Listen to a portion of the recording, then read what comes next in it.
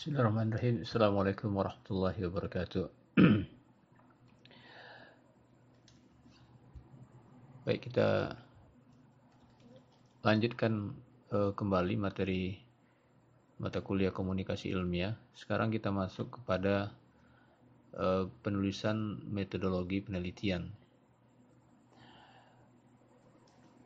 Penulisan metodologi penelitian ini sangat penting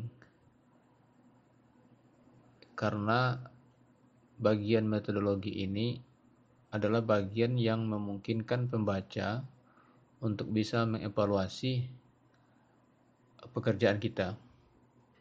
Jadi kalau ada orang yang misalnya kurang yakin dengan kerjaan kita atau ragu dengan kerjaan kita atau penasaran dengan pekerjaan kita atau penelitian kita, mereka bisa mengulangnya kembali kalau kita menulis metodologi penelitiannya dengan jelas. Kemudian yang kedua, metodologi yang baik ini juga sangat berguna bagi orang yang akan mereplikasi ya, atau mencontoh penelitian kita. Jadi misalnya metode yang kita gunakan di dalam penelitian kita itu bagus metodenya, dan ada orang yang tertarik untuk menggunakan. Kalau metode itu dijelaskan dengan baik, bisa diikuti dengan baik, maka metode ini akan bisa digunakan oleh orang lain ya di dalam penelitian mereka. Jadi ini setidaknya dua hal ya. Alasan kenapa penulisan metodologi ini sangat penting. Yang pertama, agar orang bisa menguji validasi atau melakukan validasi atau pengujian terhadap pekerjaan kita. Yang kedua, agar orang bisa mereplikasi atau mencontoh metodologi yang kita gunakan di dalam penelitian kita. Di dalam karya ilmiah, nama bab atau nama bab daripada metodologi ini mungkin bermacam-macam ya. Jadi bergantung kepada aturan penulisan daripada karya ilmiah yang kita sedang susun.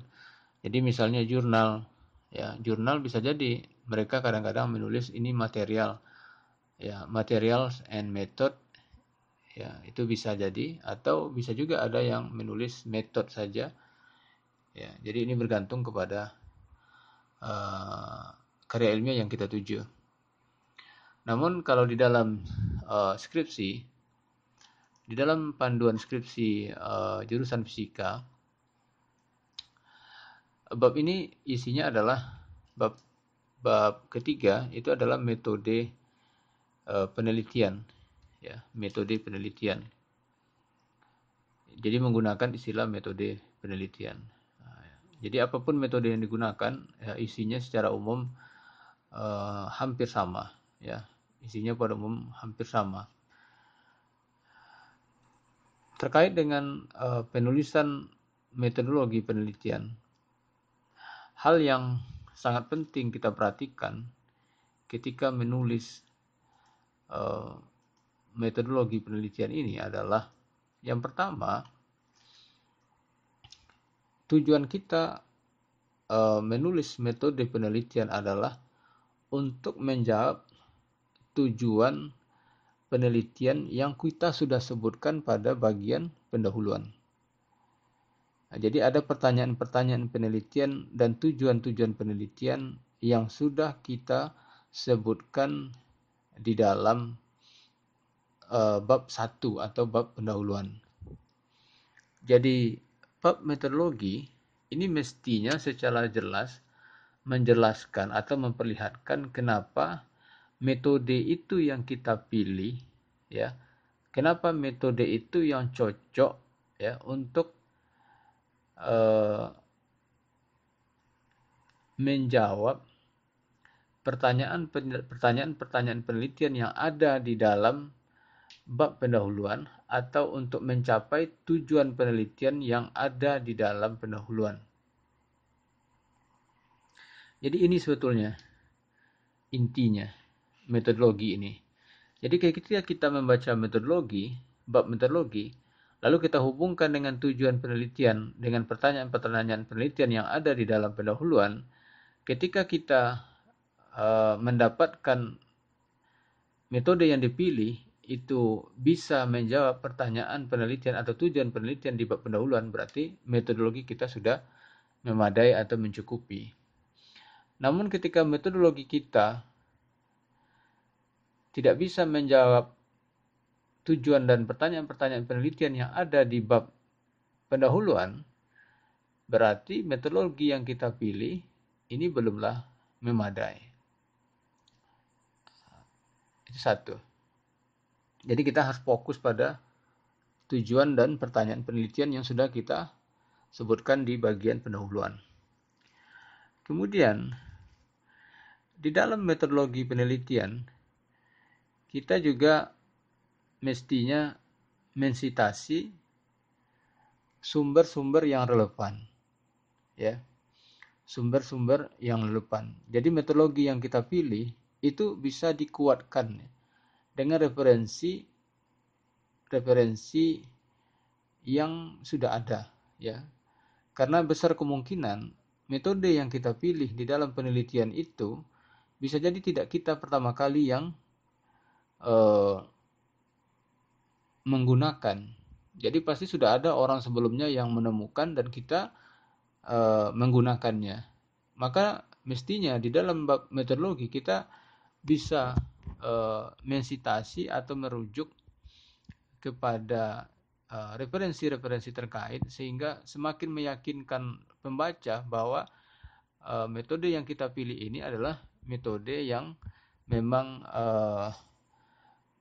baik dan sudah direkomendasikan atau digunakan oleh banyak peneliti misalnya. Kemudian di dalam menulis metodologi sebetulnya kita tidak mesti terlalu detail sehingga kadang-kadang kita memasukkan hal-hal yang mungkin tidak begitu penting, ya. Jadi yang mesti kita ingat yang ketiga ketika kita menulis metodologi adalah kita menulis metodologi ini untuk pembaca. Jadi bukan untuk kita, ya. Untuk pembaca. Jadi bukan untuk kita. Jadi kalau kita menggunakan metode yang sudah standar misalnya, ya, yang sudah standar untuk disiplin ilmu kita, maka kita barangkali tidak perlu lagi untuk memberikan banyak background atau banyak justifikasi di dalam metodologi kita. Namun ketika kita menggunakan pendekatan yang masih kurang umum digunakan oleh orang, maka kita perlu atau butuh untuk menjelaskan dan menjustifikasi kenapa kita memilih metode itu, ya.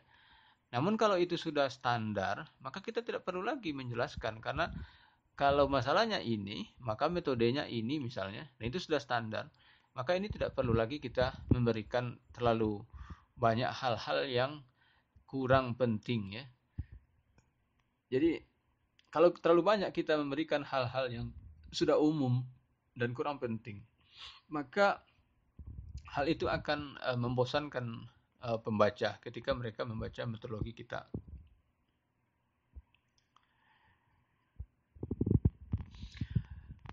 Kemudian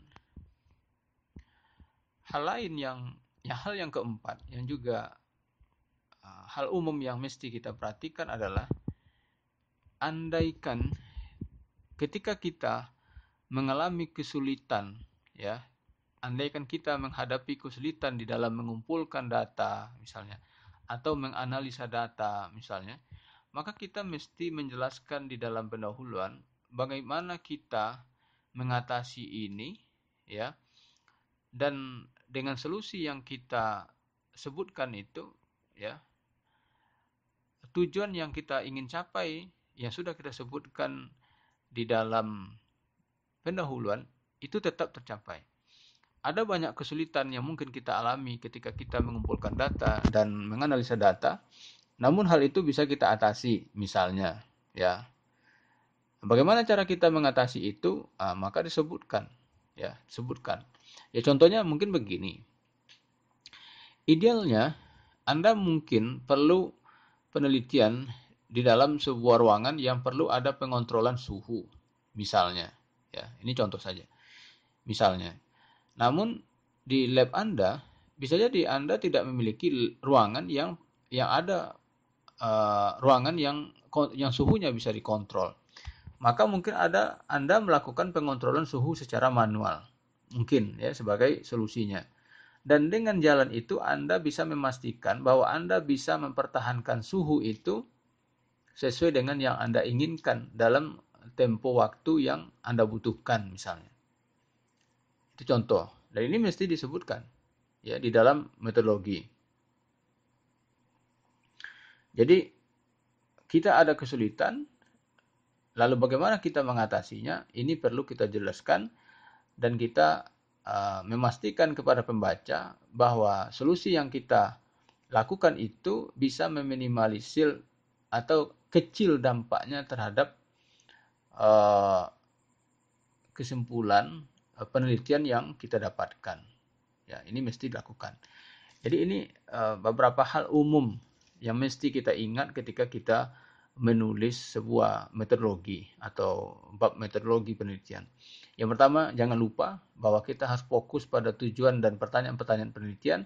Pastikan bahwa metode yang kita tulis, ya bab 3 yang kita tulis itu sudah cocok untuk menjawab tujuan penelitian dan pertanyaan-pertanyaan penelitian yang ada di dalam pendahuluan.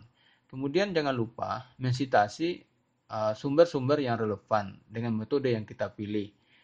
Ya, jangan terlalu miskin sitasi di dalam metodologi. Jadi kalau metodologinya sudah standar, ya tidak perlu lagi kita buat terlalu detail. Ya, itu yang ketiga. Tulislah sebuah metodologi untuk pembaca, bukan untuk Anda. Jadi tidak perlu semuanya dimasukkan. Kalau sudah standar dia, maka tidak perlu kita menyediakan informasi terlalu banyak terkait dengan metode itu. Ya. Kemudian diskusikan halangan-halangan atau kesulitan di dalam melakukan pengumpulan data atau analisa data, ya, dan jelaskan solusi Anda untuk mengatasi kesulitan itu dan yakinkan bahwa solusi itu tidak mengurangi atau tidak besar dan jelaskan bahwa solusi itu tidak mempengaruhi hasil yang didapatkan ya, atau tujuan penelitian yang ingin Anda selesaikan atau dapat capai di dalam penelitian yang Anda lakukan. Ya. Oke, itu secara umum. Lalu untuk spesifiknya, memang sebetulnya ini tidak ada aturan atau langkah penulisan secara spesifik, ya. Namun hal-hal yang perlu kita perhatikan ini sudah ada di bahan pada e-learning terkait dengan penulisan bab metodologi. Yang pertama urutkan prosedur penelitian sesuai dengan kronologinya. Jadi siapa yang dahulu kita kerjakan, maka itu dahulu yang ditulis di dalam bab metodologi. Jadi kalau misalnya kita mengambil sampel air misalnya, lalu setelah itu kita ukur suhunya, kemudian pH-nya, suhu misalnya kita ukur di lapangan, sedangkan pH misalnya kita ukur di labor, maka di dalam bab metodologi mestinya pertama itu adalah pengukuran temperatur. Tentu pengambilan sampel, lalu setelah itu pengukuran temperatur. Jangan pH dahulu, karena secara kronologinya pH diukur belakangan, sedangkan temperatur diukur langsung in situ di lapangan. Berarti dia dahulu yang kita sebutkan di dalam metodologi. Kemudian kalau kita menulis metodologi di dalam proposal atau di dalam tulisan yang berbahasa Inggris, maka ini ditulis dalam bentuk lampau ya atau past tense dan diutamakan penggunaan orang ketiga. Jadi lebih diutamakan menggunakan passive voice ya, passive voice. Jadi contohnya sampel dipanaskan pada suhu 37 derajat Celcius selama 3 hari. Jadi tidak menggunakan bentuk misalnya kami memanaskan sampel pada suhu 37 ya. Jadi sampel dipanaskan, jadi kita tidak menggunakan kami memanaskan atau saya memanaskan sampel. Jadi lebih baik menggunakan bentuk lampau. Jadi metodologi penelitian ini sekali lagi adalah kita memberikan informasi kepada orang bagaimana kita sudah melakukan penelitian. Jadi ini berbeda dengan buku panduan memasak ya, atau buku-buku memasak. Kalau buku-buku memasak ya, atau membuat kue atau lain sebagainya, itu biasanya mereka menggunakan kalimat-kalimat aktif. Jadi contohnya masukkan 2 sendok garam misalnya. Nah, kalau di dalam metodologi penelitian kita menggunakan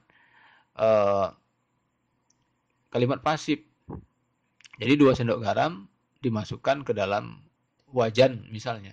Jadi kita tidak ada seakan-akan memerintah orang untuk melakukan itu ya. Jadi berbeda dengan resep kue atau panduan-panduan membuat kue atau masakan.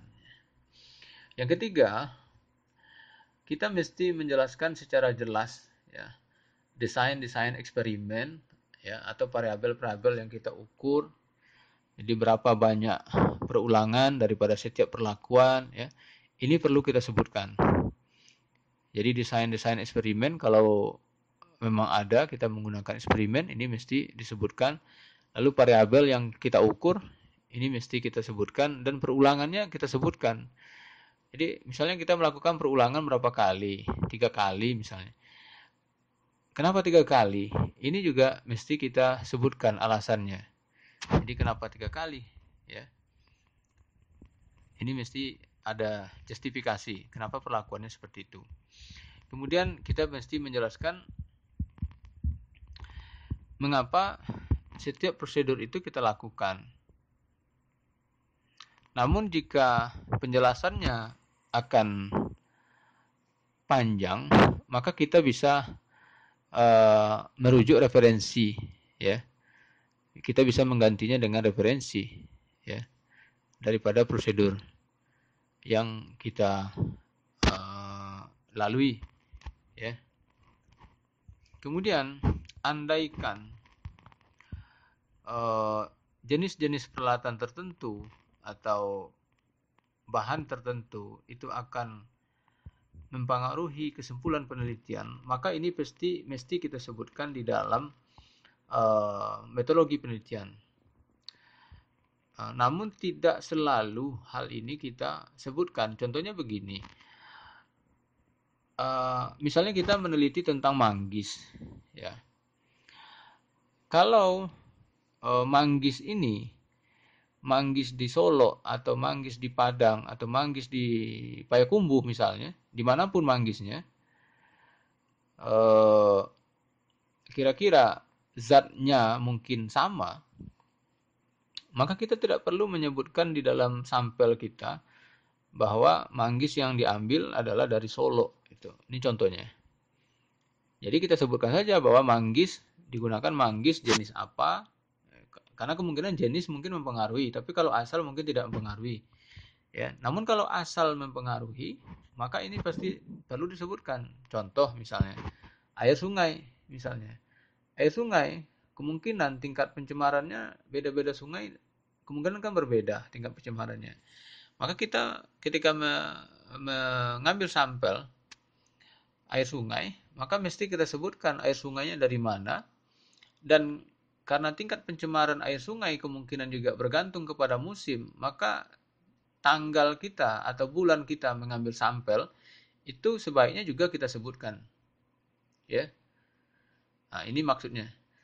Jadi identifikasi sumber atau asal ini perlu kita sebutkan, andaikan hal itu akan mempengaruhi kesimpulan daripada penelitian kita, termasuk budaya.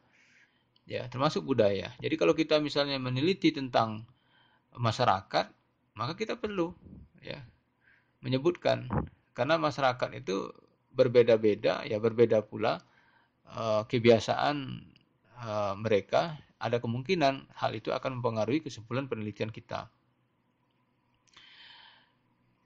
Kemudian ketika kita menggunakan peralatan, maka kita perlu menyebutkan kira-kira ketepatan pengukuran kita itu berapa, ya. Jadi ketepatan pengukuran termasuk kesalahan-kesalahan pengukuran ini perlu kita sebutkan. Jadi kalau kita misalnya mengukur temperatur, kita dapat misalnya 10 derajat misalnya. Nah, ini dengan termometer yang berapa ketepatan pengukurannya? Ya, jadi presisinya berapa? Nah, ini perlu kita sebutkan. Apakah 0,1 atau 0,01 atau berapa? Ya, ini perlu kita sebutkan. Kemudian ketika kita menandai variabel, ya, variabel yang atau nama perlakuan daripada sampel, ini sebaiknya kita menggunakan perlakuan, ya, daripada kita melabelnya dengan A. Jadi misalnya sampel A, sampel B. Ya. Ini jauh lebih baik kalau kita menggunakan nama variabel atau nama perlakuan. Jadi contohnya sampel A itu kita panaskan pada suhu 30. Ya sudah, berarti dinamai saja sampel itu pemanasan 30. Jadi pemanasan 30, nanti kalau ada lagi pemanasan 40. Jadi ketika orang membaca label itu, orang langsung tahu bahwa ini pemanasannya 30. Gitu. Atau kalau kita mengambil sampel air misalnya, bisa jadi sampel air itu mungkin ada yang di tepi, ada di tengah. Ya, jadi bisa aja tengah sungai atau tepi sungai misalnya. Itu bisa juga. Ya, daripada kita membuat kelompok A, kelompok 1, kelompok 2, ya, ini tidak jelas, ya. Akan menyulitkan orang untuk memahami ini sampel ini apa sih maksudnya. Kemudian kita mesti menjelaskan uji-uji statistik dan perbandingan yang kita gunakan. Ya, jadi uji-uji statistik dan perbandingan yang kita gunakan, metode statistik yang biasa, ini mestinya tidak perlu ada penjelasan. Jadi misalnya kita menggunakan regresi linear, ini kan sudah biasa, ini tidak perlu ada penjelasan. Tapi kalau ada yang mungkin tidak biasa, ya, ini perlu kita jelaskan, atau setidaknya kita menyediakan rujukan, ya. Kita menyediakan rujukan atau literatur, ya. Menyediakan rujukan atau literatur yang mungkin bisa dijadikan acuan oleh orang ketika mereka ingin mencek, ya, terkait dengan uji statistik yang kita gunakan tadi. Ya. Lalu setelah selesai kita membuat sebuah metodologi, ya, apalagi yang mesti kita lakukan? Kita perlu mencek apakah metodologi ini sudah memadai atau belum. Bagaimana caranya? Caranya bisa dengan meminta orang lain untuk membaca metodologi ini. Ya, orang yang sebidang dengan kita, misalnya kita serahkan metodologi itu, kita minta mereka, kira-kira dengan metodologi itu dia bisa mengerjakan penelitian kita atau tidak. Kalau mereka masih belum bisa mengerjakan penelitian kita, berarti ada yang kurang. Orang belum bisa mereplikasi atau melakukan ulang penelitian kita dengan informasi yang sudah kita sediakan. Tinggal ditanya ke dia, kira-kira apa yang kurang dari teman kita ini? Ya, nah, nanti dengarkan masukan. Ya, apakah memang kurang atau memang dia yang mungkin masih tingkat pemahamannya yang masih kurang terhadap bidang itu sehingga dia tidak bisa melakukan pengulangan misalnya. Tapi kalau memang dia sudah paham bidang kita dan dia memang tidak bisa melakukan dengan informasi yang kita sediakan, berarti memang informasi kita masih kurang dan itu mesti kita lakukan penambahan, ya. Oke, ya, jadi itu hal-hal yang mesti kita lakukan, mesti kita perhatikan ketika kita menulis sebuah bab metodologi. Kemudian hal yang juga sangat penting, terutama ketika kita menulis bab metodologi untuk skripsi adalah analisa data, ya, analisa data. Jadi kita mesti menjelaskan ya bagaimana data yang sudah kita dapatkan itu kita olah, lalu kita analisa. Jadi bagaimana data itu kita jadi setelah kita dapat data, kita akan melakukan mungkin pengumpulan sampel, lalu setelah itu kita lakukan pengukuran, lalu kita dapat data. Ya. Lalu kita mesti melakukan ya bagaimana data itu kita siapkan sebelum kita olah. Kita siapkan sebelum kita analisa. Ya. Ini mesti kita sebutkan. Ya, kita mesti bagaimana kita memastikan bahwa data yang kita sudah kumpulkan ini benar dulu, ya. Ya, kita perlu mencek. Jangan-jangan ada data yang ganjil. Nah, misalnya. Jadi data-data yang ganjil ini kita perlu amati dahulu. Ya, apakah akan perlu kita buang? Kalau kita buang, bagaimana cara membuangnya? Dan kalau kita pertahankan, kenapa kita pertahankan misalnya? Ini perlu kita jelaskan, ya. Kemudian metode-metode statistik yang tadi sudah disebutkan, ya.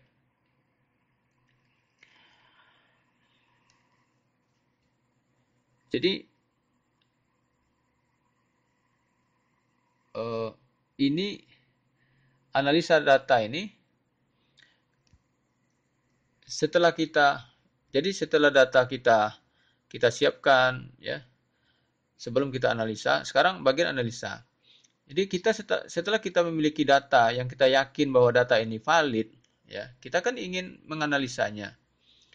Di sini perlu kita jelaskan bagaimana kita menganalisanya.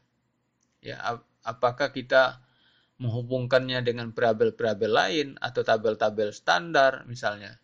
Ya, contohnya misalnya penelitian fisika medis misalnya. Kan biasanya melakukan uji kesesuaian. Berarti setelah dapat data, bagaimana kita menganalisa? Analisa dilakukan dengan melakukan perbandingan data-data yang sudah ada itu dengan standar-standar misalnya dari IAEA atau Bapeten misalnya. Sebutkan standarnya. Lalu untuk mendapatkan persentase error atau perbedaan antara data yang kita ukur dengan standar, maka dilakukan statistik bagaimana. Ya, misalnya dengan menghitung persentase error atau misalnya menggunakan Rodman Square Error atau bagaimana. Ini mesti dijelaskan di bagian analisa data. Ya. Oke, ya. Jadi itu terkait dengan penulisan bab metodologi penelitian. Jadi kalau kita lihat di dalam buku panduan penulisan TA, itu hal-hal yang harus ada adalah waktu dan lokasi penelitian. Kemudian setelah itu adalah bahan atau materi penelitian, ya.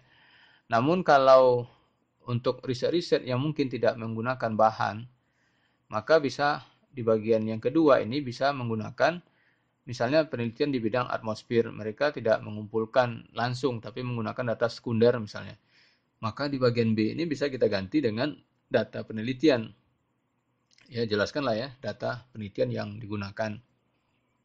Kemudian alat penelitian. Ya, alat penelitian kalau yang menggunakan data-data sekunder, alatnya kan hanya komputer dan software. Ya. Jadi ini tidak perlu disebutkan di sini.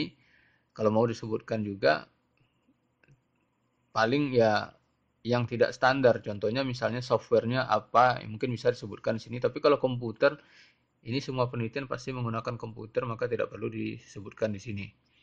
Kemudian teknik penelitian. Teknik penelitian biasanya di bagian ini ada diagram alir, ya, diagram alir penelitian.